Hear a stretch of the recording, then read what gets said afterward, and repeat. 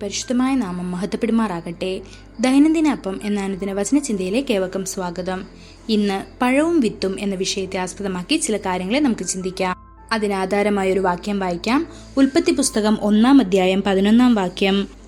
ഭൂമിയിൽ നിന്ന് പുല്ലും വിത്തുള്ള സസ്യങ്ങളും ഭൂമിയിൽ അതത് തരം വിത്തുള്ള ഫലം കായ്ക്കുന്ന വൃക്ഷങ്ങളും മുളച്ചു വരട്ടെ എന്ന് ദൈവം കൽപ്പിച്ചു.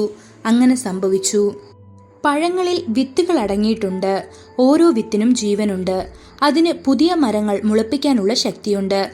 പഴങ്ങളില്ലാതെ വിത്തുകളില്ല എന്നതുപോലെ ഫലം കായ്ക്കാത്ത ഒരു വിശ്വാസിക്ക് കർത്താവിനായി ആത്മാക്കളെ നേടാനാവില്ല.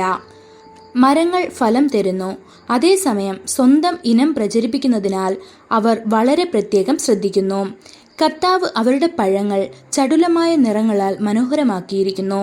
സൗരഭ്യവാസന ഒപ്പം രുചിയും വെച്ച് പക്ഷികളെ ആകർഷിക്കാനും ആ പഴങ്ങളിൽ ഓരോന്നിനും ഉള്ളിൽ കടുപ്പമുള്ള വിത്തുകൾ സ്ഥാപിക്കാനും 100ഉം 1000വുമായി പെരുകാനും ഭൂമി മുഴുവൻ നിറയ്ക്കാനും അവർക്ക് കഴിയുന്നു. ആ വൃക്ഷങ്ങൾ അവയിൽ വിത്തുകളില്ലാതെ ഫലം കായ്ക്കുകയാണെങ്കിൽ അവ പെരുകാൻ കഴിയാതെ വരും. കാലക്രമേണ അത് അപ്രത്യക്ഷമാകുകയും ചെയ്യും. ഫലം കായ്ക്കുന്ന വിശ്വാസികൾ കർത്താവിനായി ആത്മാക്കളെ നേടാനുള്ള വിത്ത് നിങ്ങളുടെ പക്കലുണ്ടോ?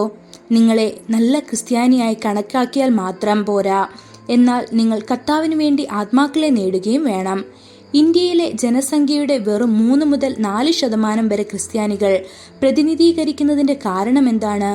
എന്തുകൊണ്ടാണ് നമ്മൾ ഇത്രയും വർഷം തുടർച്ചയായി ഒരേ സ്ഥാനത്ത് തുടരുന്നത്? നാം കർത്താവിനായി ആത്മാക്കളെ നേടുകയും ദൈവരാജ്യം വികസിപ്പിക്കുകയും ചെയ്യാത്തതിനാൽ മാത്രമാണത്. പഴങ്ങളെക്കുറിച്ചും വിത്തുകളെക്കുറിച്ചും വീണ്ടും ചിന്തിക്കുക. ആ ചെറിയ വിത്തിൽ വൻമരത്തിന്റെ എല്ലാ സ്വഭാവവും സവിശേഷതകളും അടങ്ങിയിരിക്കുന്നു.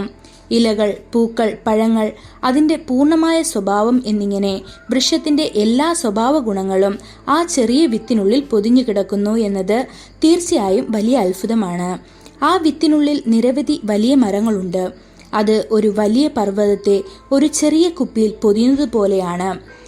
എല്ലാ വിത്തിനും ഉള്ളിൽ ജീവനുണ്ട്. കൂടാതെ വേര് പിടിക്കുന്നതുവരെ ആവശ്യമായ എല്ലാ പോഷകങ്ങളും ഇതിലടങ്ങിയിട്ടുണ്ട്. ചെടിയുടെ ഇളം ഭാഗങ്ങളെ സംരക്ഷിക്കുന്ന ഒരു ഹാർഡ് ഷെല്ലും ഉണ്ട്. അത് ഒടുവിൽ വിത്തിൽ നിന്ന് മുള പൊട്ടും. അത്തരം വിത്തുകളെ സൃഷ്ടിക്കുന്നതിൽ ദൈവത്തിന്റെ അനന്തമായ ജ്ഞാനം നമുക്ക് ഒരിക്കലും ഗ്രഹിക്കാൻ കഴിയുകയില്ല. മത്തായി സുവിശേഷം 13-ാം അധ്യായം 31-32 വാക്യങ്ങൾ നാം വായിക്കുമ്പോൾ മറ്റൊരു ഉപമ അവൻ അവർക്ക് പറഞ്ഞു കൊടുത്തു. സ്വർഗരാജ്യം കടുകുമണിയോട് സദൃശ്യം. അത് ഒരു മനുഷ്യൻ എടുത്ത് തന്റെ വയലിലിട്ടു. അത് എല്ലാ വിത്തിലും ചെറിയതെങ്കിലും വളർന്ന് സസ്യങ്ങളിൽ ഏറ്റവും വലുതായി ആകാശത്തിലെ പറവകൾ വന്ന് അതിന്റെ കൊമ്പുകളിൽ വസിപ്പാൻ തക്കവണ്ണം വൃക്ഷമായി തീർന്നു എന്ന്. ദൈവമക്കളുടെ ഉള്ളിൽ ഉണ്ടാകേണ്ട വിത്തുകൾ ദൈവവചനമാണെന്ന് ലൂക്കോസ് 8-ാം അധ്യായം 11-ാം വാക്യത്തിൽ നമുക്ക് കാണാൻ കഴിയും. കർത്താവിന്റെ വചനം ആത്മാവും ജീവനുമാണ്. നിങ്ങൾ ദൈവവചനത്തിന്റെ വിത്തുകൾ വിതയ്ക്കുമ്പോൾ നിങ്ങൾ കർത്താവിനായി ആത്മാക്കളെ നേടാനാകും. ക്രിസ്തുയേശു അവരുടെ ജീവിതത്തിൽ ഉദിക്കുന്നു. ദൈവമക്കളെ, നിങ്ങളുടെ ജീവിതത്തിലും നിങ്ങളുടെ ശുശ്രൂഷയിലും ദൈവവചനത്തിന്റെ വിത്തുകൾ വിതയ്ക്കുക. കർത്താവിന് വേണ്ടി ഫലവത്തായ ജീവിതം നയിക്കാനുള്ള വഴിയാണിത്. ഈ വചനങ്ങളാൽ ദൈവം നമ്മെ ഓരോരുത്തരെയും അനുഗ്രഹിക്കുമാറാകട്ടെ. കൂടുതൽ ധ്യാനത്തിനുള്ള വാക്യം ലൂക്കോസ് 8-ാം അധ്യായം 8-ാം വാക്യം. മറ്റു ചിലത് നല്ല നിലത്ത് വീണു മുളച്ചു 100 മേനി ഫലം കൊടുത്തു. ഇത് പറഞ്ഞിട്ട് കേൾപ്പാൻ ചെവിയുള്ളവൻ കേൾക്കട്ടെ എന്ന് വിളിച്ചു പറഞ്ഞു. ഇന്നത്തെ ബൈബിൾ വായന രാവിലെ 2 രാജാക്കന്മാർ 22-23 അധ്യായങ്ങൾ, വൈകുന്നേരം യോഹന്നാൻ 4-ാം അധ്യായം 31 മുതൽ 54 വരെയുള്ള വാക്യങ്ങൾ. ആമേൻ.